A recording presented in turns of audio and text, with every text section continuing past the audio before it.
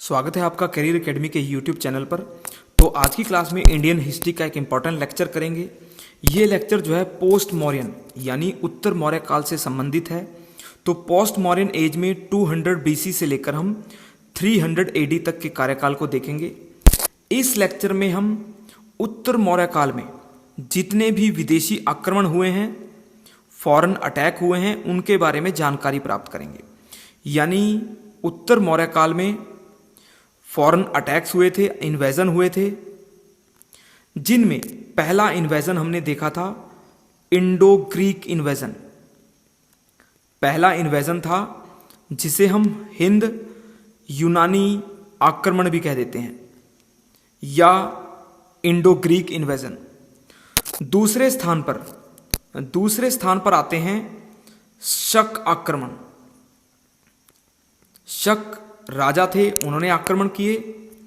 तीसरे स्थान पर आते हैं पार्थियन या पहलव। पार्थियन इन्वेजन जो हैं ये तीसरे स्थान पर आए। इनको अलग अलग डिस्कस करेंगे हम। चौथे इन्वेजन आते हैं कुषाण। कुषाणों ने आक्रमण किए अंतिम रूप से। तो एक तरीके से उत्तर मुगल काल में या उत्तर मौर्य काल में हमारे पास विदेशी आक्रमण हमें दिखाई देते हैं। ये 4 आक्रमण थे। ऑर्डर में अगर देखें हम, ये सबसे पहले आता है इंडो ग्रीक इन्वेजन हुए, फिर शक इन्वेजन हुए, फिर पार्थियन पहलव इन्वेजन हुए और फिर कुषाण हुए। तो सबसे पहले हम देखते हैं Indo Greek invasion. Indo Greek invasion जो है यानी हिंद यूनानी आक्रमण। तो हिंद यूनानी आक्रमण, ये आक्रमण जो है 200 BC के आसपास शुरू होते हैं। अब एक देखने वाली बात है, इनको हिंद यूनानी क्यों कहा जाता है? इंडो ग्रीक यानी ये ऐसे शासक थे, ऐसे आक्रमण हैं जिनमें जो ग्रीक राजा हैं, राजा ग्रीक रहेंगे इनमें, परंतु उन्होंने भारतीय संस्कृति को, भारतीय धर्मों को अपना लिया था। उनकी संस्कृति जो है भारत की हो गई थी। तो इस कारण उनको इंडो ग्रीक शासक कहा जाता है। यानी जितने भी राजा ग्रीक थे उन्होंने भारतीय संस्कृति, भारतीय धर्मों को अपना लिया था और वो भारतीय संस्कृति का भाग बन गए थे, इसलिए उनको इंडो ग्रीक कह देते हैं। तो सबसे पहले इंडो ग्रीक इन्वेजन में हम देखते हैं, इंडो ग्रीक में पहला राजा था डेमेट्रियस। डेमेट्रियस जो है प्रथम, पहला आक्रमण हमें दिखाई देता है डेमेट्रियस प्रथम का। इसने भारत पर लगभग 183 BC के आसपास आक्रमण किया, 183 BC में। यह सबसे पहले पंजाब क्षेत्र में आया। उस समय के पंजाब क्षेत्र में इसने अपना राज्य स्थापित किया। इसने अपनी कैपिटल जो है साकल यानी वर्तमान का सियालकोट, पाकिस्तान में है। सियालकोट जो है उसका प्राचीन नाम साकल था। तो इसने साकल में अपनी राजधानी बनाई और इसने भारतीय कल्चर को अपनाना शुरू कर दिया। इसके बाद एक आक्रमण दिखाई देता है यूक्रेटाइडस।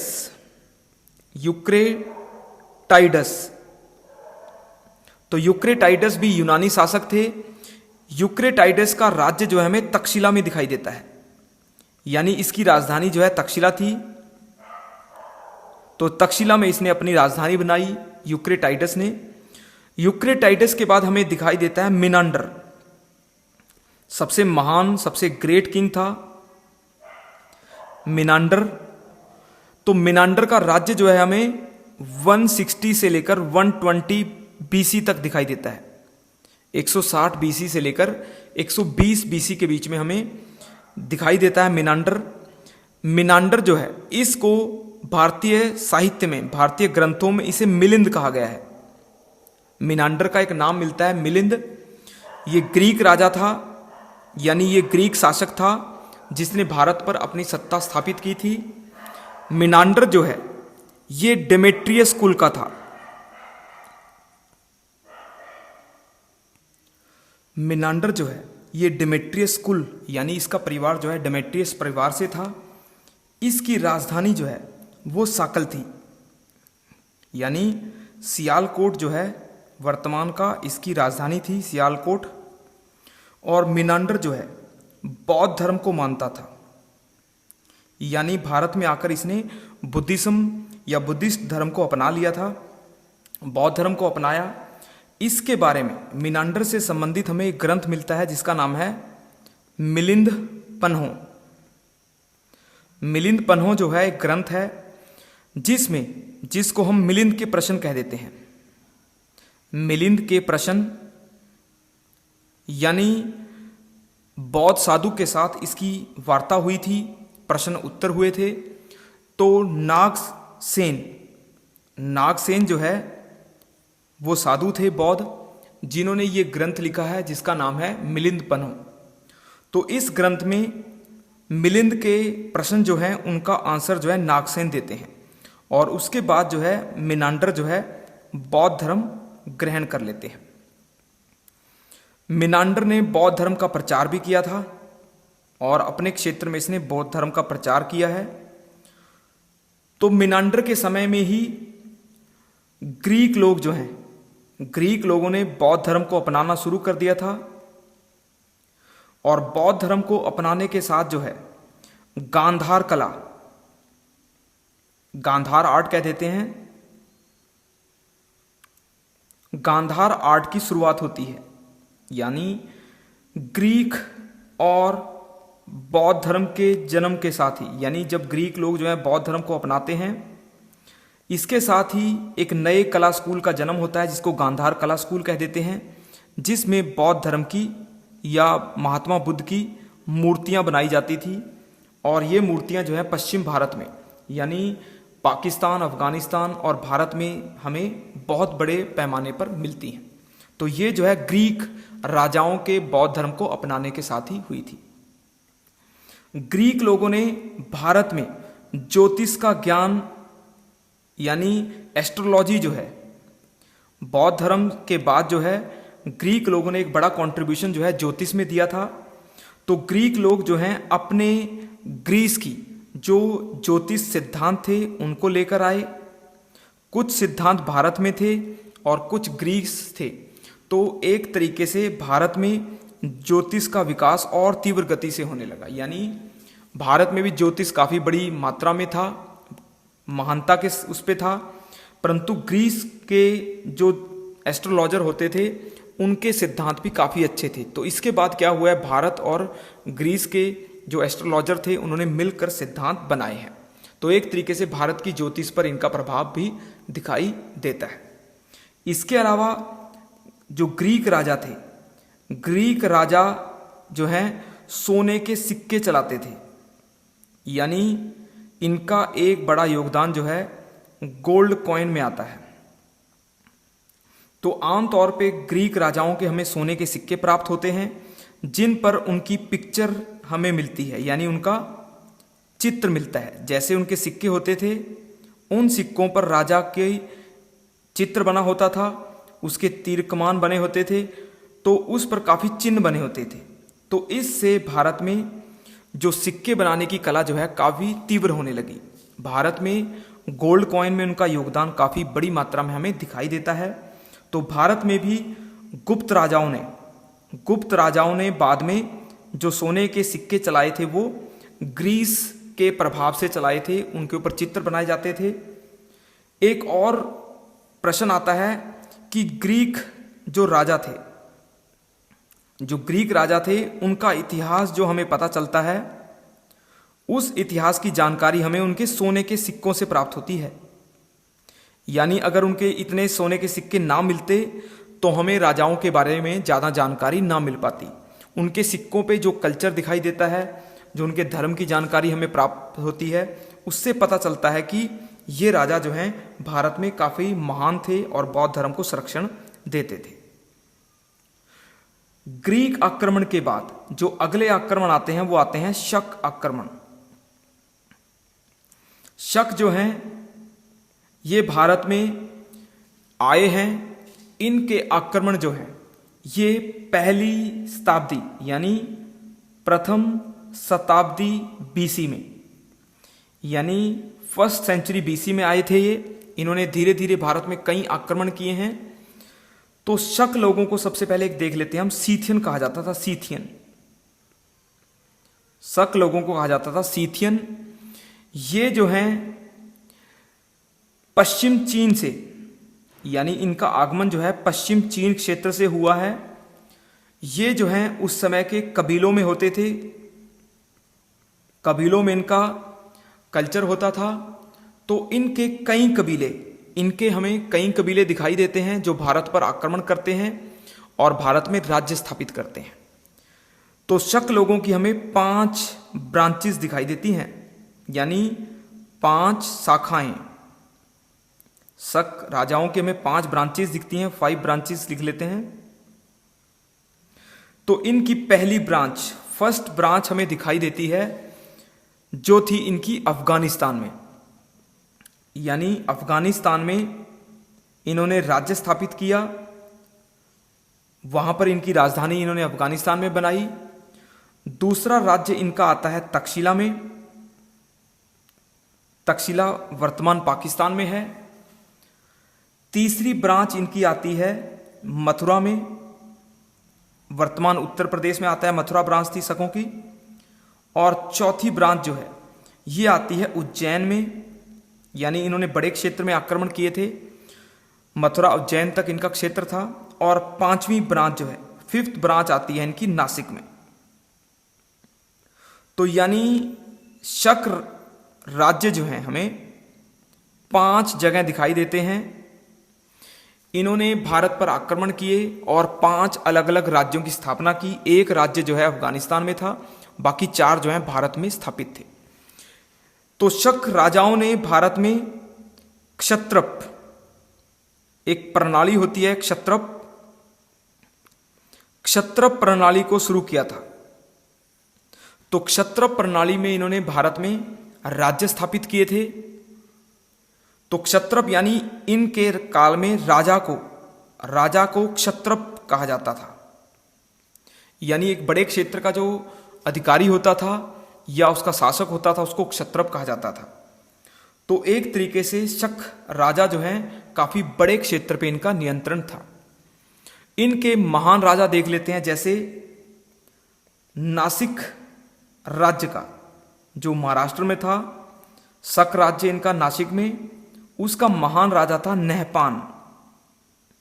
नहपान जो है शक शासक था, जिसका संघर्ष जो है नहपान का संघर्ष होता है गौतमी पुत्र सातकर्णी से।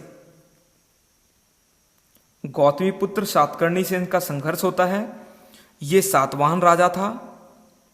तो यानी शकों का संघर्ष जो है सातवाहनों के साथ होता है। इस युद्ध में नहपान जो है हार जाता है और गौतमी पुत्र जो है जीत जाता है। इसके अलावा उज्जैन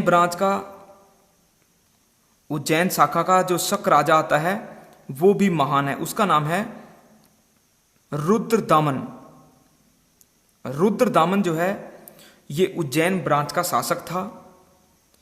ये शैव धर्म को मानता था, यानी इसने शिव या भगवान शिव को इन्होंने आराध्य बना रखा था। तो रुद्रदामन का हमें जूनागढ़ अभिलेख मिलता है। रुद्रदामा ने जूनागढ़ में एक अभिलेख इंस्क्रिप्शन लिखवाया था। जूनागढ़ गुजरात में आता है।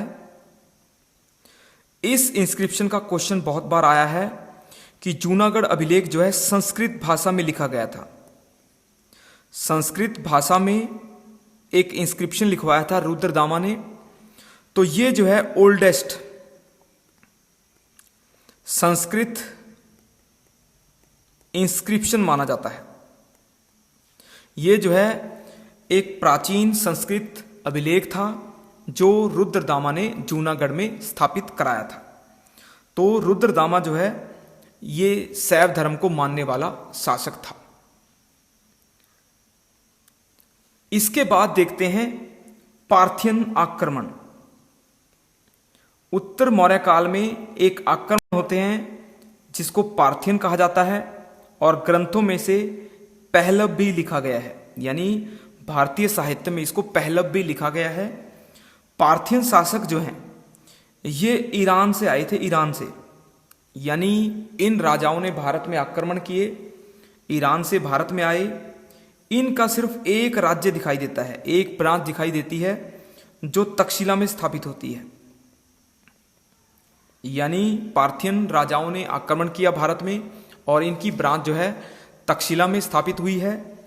इनका हमें जो महान राजा दिखाई देता है उसका नाम आता है गोंडोफर्नीस। गोंडोफर्नीस जो है ये शासक था इनका।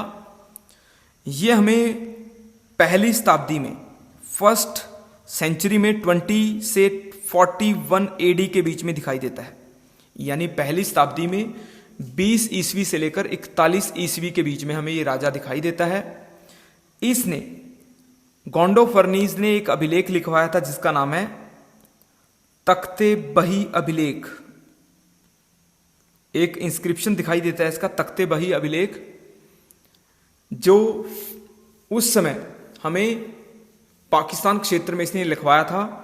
और ये जो है खरोष्टी भाषा में आता है। पश्चिम भारत में लिखी जाती थी खरोष्टी लैंग्वेज, तो उस भाषा में इसने लिखवाया था। गोंडोफर्नीस के टाइम में भारत में एक और चीज दिखाई देती है, वो आती है सेंट थॉमस।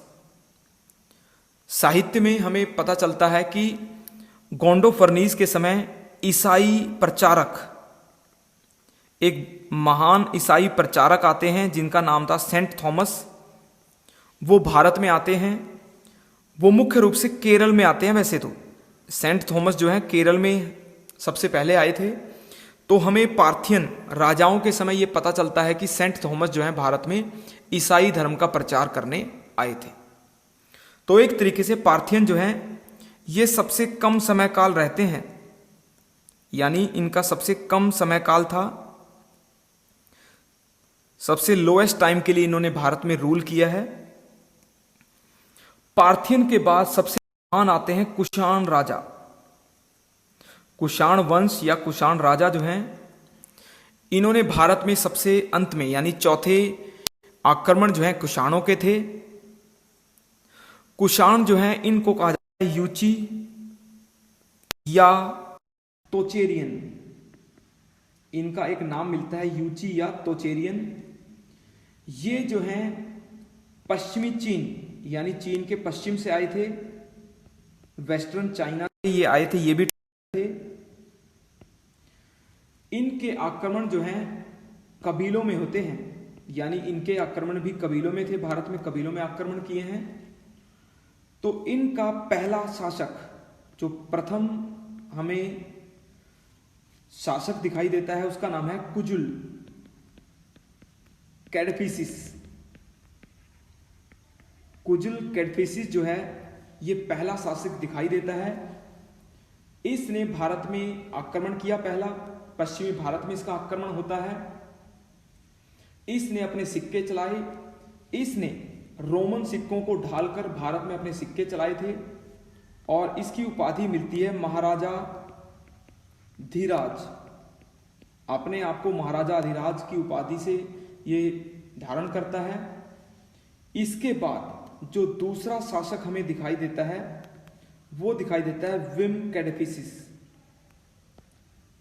विम कैडफिसिस दूसरा शासक है जिसने भारत के आंतरिक क्षेत्रों में आक्रमण किए हैं।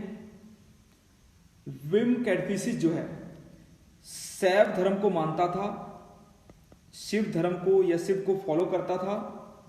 और इसकी उपाधि जो है, इसने उपाधि धारण की थी, टाइटल लिया था महेश्वर का, यानी भगवान शिव को आराध्य मानकर इसने महेश्वर का टाइटल लिया था। और इसके सिक्कों पर, इसके जो कॉइन मिलते हैं हमें, सिक्के मिलते हैं, उस पर त्रिशूल बना हुआ है। इसके सिक्कों पर त्रिशूल बना हुआ है। और इसने भारत में सोने के सिक्के चलाए थे, यानी जो इसके कॉइन मिलते हैं वो गोल्ड कॉइन थे। यानी ये भी भारत में सिक्के चलाता है और वो भी सोने के सिक्के ये चलाता है। विम के बाद जो है एक नया आक्रमण होता है जिसको कहते हैं कनिष्क। कनिष्क के आक्रमण नहीं कहेंगे हम। कनिष्क जो है भारत में अपना राज्य स्थापित कर लेता है और बड़े भारत में अपने साम्राज्य को विस्तार देता है। अब कनिष्क के बारे में हम डिटेल में देखते हैं। जो राजा कनिष्क है वो शासक बनता है 78 एडी में और लगभग 101 एडी तक ये रूल करता है, यानी 78 एडी से लेकर 101 एडी तक ये शासक रहता है कुषाण वंश का। इसका साम्राज्य जो है, इसकी इंपायर जो है, साम्राज्य जो है सबसे बड़ा था, यानी सबसे लार्जेस्ट या लार्ज इंपायर थी इसकी। इसके साम्राज्य में भारत के साथ, भारत तो था ही, भारत प्लस सेंट्रल एशिया, यानी इसने मध्य एशिया के बड़े क्षेत्र पर नियंत्रण कर लिया था। अफगानिस्तान, तुर्कमेनिस्तान तक इसके बड़े क्षेत्र पर इसका नियंत्रण था और पश्चिम भारत पर इसका नियंत्रण था। तो भारत के साथ साथ सेंट्रल एशिया का बड़ा भाग जो है इसके साम्राज्य में आता था। कनिष्क ने 78 एडी में, 78 एडी में एक संवत चलाया था। संवत जो है जिसे हम कैलेंडर भी कह देते हैं, कैलेंडर या इरा कह देते हैं। तो जब ये राजा बना 78 एडी में तो इसने एक नया संवत, नया कैलेंडर चलाया। इसके कैलेंडर को बाद में नाम मिलता है शक संवत। अब याद रखने वाली बात है, इसके कैलेंडर का नाम शक संवत है, जबकि ये राजा जो है कुषाण था। अब कनिष्क जो है कुषाण राजा है, जबकि इसका कैलेंडर जो है शक कैसे है। तो हुआ क्या कि इसके कैलेंडर को ज्यादातर प्रयोग जो है शक राजाओं ने किया था, क्योंकि शक राजा भी भारत में शासक थे, तो उन्होंने बड़े पैमाने पर कनिष्क के कैलेंडर को यूज किया था। तो इसके कारण इस कैलेंडर का नाम जो है शक संवत बन गया। तो अगर इस कैलेंडर को हम कहें तो ये कुषाण कैलेंडर था, परंतु इसका प्रयोग जो है शक राजाओं ने किया था, इसके कारण इसका नाम जो है शक संवत बन गया। तो 78 एडी में इसने अपना एक नया संवत चलाया था, जिसको हम आजकल शक संवत कहते हैं। फिर आता है कनिष्क ने चौथी बौद्ध सभा, यानी इसने अपने राज्यकाल में चौथी बौद्ध सभा का आयोजन किया था। फोर्थ बुद्धिस्ट काउंसिल, यानी अपने राज्य में इसने बौद्ध धर्म को संरक्षण दिया और बौद्ध धर्म के प्रचार प्रसार के लिए इसने कश्मीर के कुंडल वन में इसने चौथी, फोर्थ काउंसिल ऑर्गेनाइज कराई थी। चौथी बौद्ध सभा जो है इसने ऑर्गेनाइज कराई थी। फोर्थ काउंसिल में इसने बौद्ध धर्म के प्रचार प्रसार के लिए कार्य किया है और इसी सभा में हीनयान और महायान में हमें विभाजन दिखाई देता है, यानी बौद्ध धर्म में दो भाग बन गए, हीनयान और महायान। इसके अलावा कनिष्क जो है मध्य एशिया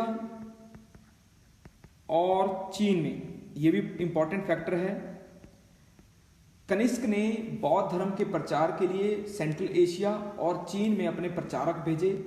तो बड़े पैमाने पर बौद्ध धर्म का प्रचार जो है कनिष्क के समय काल में होता है। कनिष्क को बौद्ध धर्म में काफी रिस्पेक्ट दी जाती है और इसको अशोक के समान ही माना जाता है, क्योंकि ये भी बौद्ध धर्म का प्रचार प्रसार जो है विदेशों में करता है। फिर आता है राजा कनिष्क के समय काल में। राजा कनिष्क के समय काल में भारत का व्यापार जो है, भारत की जो ट्रेड थी वो काफ़ी ज़्यादा प्रचारित होती है, बहुत दूर तक उसका प्रचार प्रसार होता है, इकोनॉमिकल प्रोग्रेस होती है। तो भारत का व्यापार जो है, इंडियन ट्रेड जो है हमारी रोम के साथ होने लगती है, यानी जिसको हम कह देते हैं इंडो रोम ट्रेड, यानी भारत रोम व्यापार। तो भारत और रोम में व्यापार होने लगता है, जिसको हम सिल्क रूट ट्रेड भी कह देते हैं, यानी सिल्क रूट ट्रेड भी इसे कहा जाता है। क्योंकि होता क्या था कि यूरोप में और चीन में व्यापार होता था, यानी यूरोप के इटली जैसे बड़े नगरों का व्यापार जो है चीन के साथ होता था। चीन में मुख्य रूप से सिल्क होता था, सिल्क। तो चीन का सिल्क जो है यूरोप जाता था। तो जब कनिष्क ने मध्य एशिया में अपना राज्य स्थापित किया है, सेंट्रल एशिया में जब इसका राज्य स्थापित हुआ था, तो इसने मध्य एशिया में अपने व्यापार के रास्तों को खोल दिया और बड़े पैमाने पर चीन का व्यापार जो है यूरोप से होने लगा। अब इसका फायदा भारत को भी मिला, क्योंकि भारत का व्यापार भी रोम के साथ होने लगा और भारत ने एक मीडिएटर के तौर पर इस व्यापार का लाभ उठाया। हमने जो है इस काल में भारत का व्यापार रोम से भी हुआ, चीन के साथ भी हमारा व्यापार बढ़ा और इस व्यापार का ज़्यादा आर्थिक लाभ जो है कुषाण राजाओं को हुआ था। तो इस तरीके से इंडो रोम ट्रेड जो है इस काल की एक बहुत ही महत्वपूर्ण घटना रहती है। इसके अलावा कनिष्क के दरबार में कई विद्वान थे, जैसे पार्श्व, ये बौद्ध विद्वान आते हैं, पार्श्व, वसुमित्र, ये भी बौद्ध विद्वान है, वसुमित्र, अश्वघोष, ये भी बौद्ध विद्वान आते हैं, अश्वघोष। इसके अलावा एक बहुत ही प्रसिद्ध आयुर्वेदाचार्य आते हैं, चरक। चरक जो है ये राजा कनिष्क के दरबार में था और बहुत ही महान चिकित्सक रहे हैं भारत के चरक। तो एक तरीके से कनिष्क ने भारत में कल्चर को प्रोटेक्शन दी, धर्म का प्रचार किया और भारतीय संस्कृति को अपनाया। कनिष्क के बहुत सारे सिक्के हमें प्राप्त होते हैं, जिन सिक्कों पर इसने बौद्ध धर्म के चिन्ह, बौद्ध धर्म की मूर्तियां जो हैं बनवाई थी। तो बौद्ध धर्म को इसने प्रचार भी दिया है, बहुत अधिक प्रचार किया था। तो मथुरा में राजा कनिष्क की एक बड़ी मूर्ति हमें प्राप्त होती है, जिसमें वो एक चोगा, एक बड़ा वस्त्र जो है उसने धारण किया था और वो जो है हाथ में तलवार लिए खड़ा है। तो उसकी एक बड़ी मूर्ति हमें मथुरा में प्राप्त होती है। इसके अलावा कनिष्क की जो राजधानियां हमें दिखाई देती हैं, राजा कनिष्क ने भारत पर राज्य करने के लिए 2 राजधानियां बसाई थी। पहली आती है पेशावर, जिसका नाम था पुरुषपुर। पेशावर का जो प्राचीन नाम है, ओल्ड नेम हमें दिखाई देता है पुरुषपुर। तो ये राजधानी जो है मध्य एशिया को नियंत्रण करती थी। और इसकी दूसरी राजधानी हमें दिखाई देती है मथुरा। मथुरा जो है भारत के ऊपर नियंत्रण के लिए बनाई गई थी, यानी पश्चिम एशिया के लिए पेशावर से कार्य होता था और भारत के लिए जो है मथुरा से कार्य होता था। 2 राजधानियां जो हैं हमें कनिष्क के राज्य की दिखाई देती हैं। कनिष्क के बाद यानी कुषाण राजाओं में कनिष्क के बाद जो है एक राजा बनता है जिसका नाम है हुविस्क। हुविस्क जो है ये शासक बनता है 106 से लेकर 138 एडी तक। ये भी कुषाण वंश का राजा था। इसने हिंदू धर्म को अपनाया था और ये जो है शिव और विष्णु के धर्म को मानने वाला, यानी शिव और वैष्णव संप्रदाय को मानने वाला शासक था, क्योंकि इसके सिक्कों पर शिव और वैष्णव के चिन्ह मिले हैं। हुविस्क के बाद जो है वासुदेव, एक राजा बनता है वासुदेव। ये जो है कनिष्क कुल का एक प्रसिद्ध राजा था और अंतिम राजा भी यही था, यानी लास्ट जो किंग हमें दिखाई देता है वो दिखाई देता है वासुदेव। ये जो है कुषाणों का अंतिम राजा था और ये अगर देखा जाए सांस्कृतिक तौर पर ये भारतीय कल्चर में, यानी इसने पूरे तरीके से भारतीय संस्कृति को अपना लिया था, यानी पूरे तरीके से ये भारतीय संस्कृति में रच गया था। तो कुषाणों ने अंतिम आक्रमण किए, लास्ट आक्रमण किए इन्होंने। तो इस लेक्चर में हमने पोस्ट मॉडर्न एज के अंतर्गत हमने विदेशी आक्रमणों को कवर किया है। ये विदेशी आक्रमण हमने देखे, इंडो ग्रीक अटैक थे पहले, जो सबसे ओल्ड आते हैं इंडो ग्रीक, फिर आते हैं शक इन्वेजन, शक के बाद आते हैं हमारे पार्थियन और पार्थियन के बाद आते हैं कुषाण। तो ये 4 आक्रमण जो हैं हमने इस लेक्चर में कवर किए हैं। उम्मीद है ये लेक्चर आपको पसंद आया होगा। लाइक करें, सब्सक्राइब करें। धन्यवाद।